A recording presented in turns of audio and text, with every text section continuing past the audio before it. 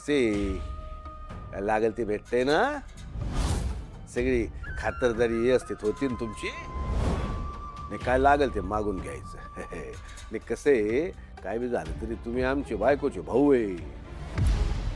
बायकोचा भाऊ उमराव मऊ. जालिंदर, अरे कुठं फेडणार आहे बाप? का दुसऱ्याच्या संसारात विष कालवतोय? अरे जगू दे ना त्यांना सुखा समाधानानं. अरे वरचा वरचा बघतोय सर्व, सगळ्यांची परतफेड करावी लागेल तुला. अरे नाही तू चुकीचा वागतोय. पुष्पाला का अरे का तिथं पाठवलंस? आता मोठ्या माशाने छोट्या माशाला खाल्लं नाही तर तो जगणार कसा? अरे त्या देवानेच या सृष्टीची अशी निर्मिती केलेली आहे बाबा. बळी तो कान पिळी. आता त्याच्याच मर्जीनं सगळं चाललंय म्हणल्यावर तो कशाला कोणाला शिक्षा कर, नाही का? इथं तो शक्ती युक्तीचा वापर करतो ना, तो जिंकतो. आणि आम्हाला काय हौस नाही आली. त्या तुळजाला त्या सूर्याबद्दल सगळं कळले. तिनं काय करण्या अगोदर आम्हाला आमची चाल चाललीच पाहिजे का नाही? अरे तुला काय करायचं असेल ती कर, पण तू माझ्या बायकोला का अडकवतोयस? अरे वाघाच्या गोळीत शिरायचं म्हणल्यावर त्या गोळीची माहिती असणारी वाघीनच पाहिजे ना. म्हणून पुष्पा आता ते आम्हाला लिंगोबा आणि दमिनीचं फरमान दोन्ही आणून देईल. मग तुझी सुटका. अरे तू किती नीच माणूस आहेस. हाय हाय हाय हाय हाय. तू तुझ्यावर दाजी असा वागणार तू माझ्याशी? अरे मी आहे तुझा दाजी, तुझी बहीण बायको माझी. हो की कामाला राजी? डॅडी चांगली कविता करताय बर का? शीघ्र कवी. शीघ्र कवी. अरे काय बी झालं तरी पुष्पा तुझं काम करणार नाही म्हणजे नाही. तू बी जगणार नाही म्हणजे नाही. छोटी कविता. मी मरणाला नाही घाबरत. अरे तू नाही घाबरत. अरे कुक्कू पुसलं जाईल म्हणून तुझी बायको घाबरते ना, म्हणून तर घुसली ती सूर्याच्या घरात. ते आता आमचं सगळं काम करणार. अरे माग तिने केवढं मोठं काम केलं होतं आमचं, विसरला का? आज आम्ही जे कोणी आहोत ते तिच्यामुळेच बाबा. अरे तूच फसवलंस तिला.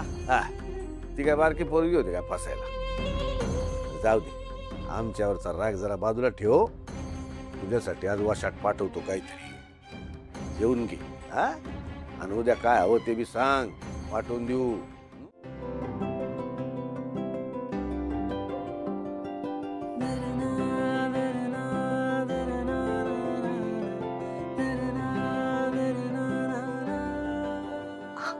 सूर्या काय करतोय? प्रेम करतो. सूर्या सोड मला, काम करू दे. जातो इथून. कोणतरी बघे. बघू दे, बघितलं तर. अरे जातो इथून. चल काम करू देत मला. कर की काम, मी कुठं नाही म्हणलं. तू आधी जा इथून. जा जा. का जाऊ मी? माझं कामात लक्ष लागत नाहीये.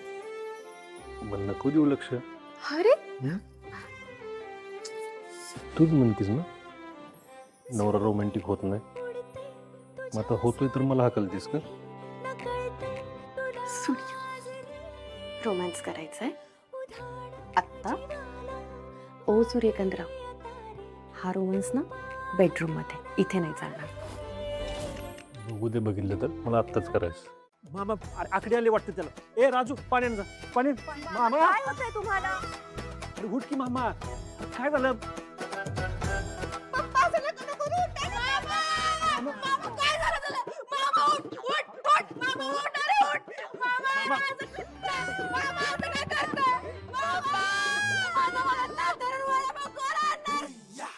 हळू की लागल त्याला.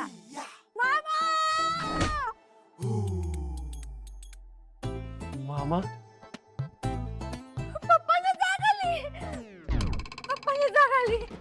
पप्पे जाग नाही, शुद्ध आली. मन झोपलेला का तो? तेच ते. नाही थँक्यू. तुझ्यामुळे पप्पा झोपले ते. It's okay. का अगं माझी माझा जिगरी दोस्त होता ग लई वाट बघितली ग त्याची मी लई वाट बघितली त्याला असं फोटोच बघायची येळ येईल असं वाटलं पण नाही की ग अक्का. मामा अरे नको रडूस ना. हे बघ मला तुझं दुःख समजतंय, पण आपण काकीला पण समजून घेतलं पाहिजे. तो त्या झाडाला आई समजतो. त्या झाडाशी त्याच्या आईच्या खूप साऱ्या आठवणी जोडल्या गेल्या, म्हणून ती जागा त्याच्यासाठी खूप खास आहे. अगं पण असं झाडाशी माणसासारखं बोलणं म्हणजे जरा. काकी, सूर्या लहान होता तेव्हा खूप एकटा पडला असणार आणि म्हणून त्याने हा मार्ग निवडला असणार. पण एका अर्थी बरंच आहे ना काकी, की सूर्य आपल्या मनात काही साठवून ठेवत नाही. कमीत कमी तो त्या झाडापाशी जाऊन त्या झाडाशी तरी बोलतो, आपलं मन मोकळं करतोय. आणि तसंही काकी, झाडं पण जिवंतच असतात ना. त्यांच्यावर पडलेला प्रत्येक घाव ते निमूटपणे सहन करत असतात. काकी, मला एक सांगा ना, सूर्याची आई पण झाडासारखीच होती का हो?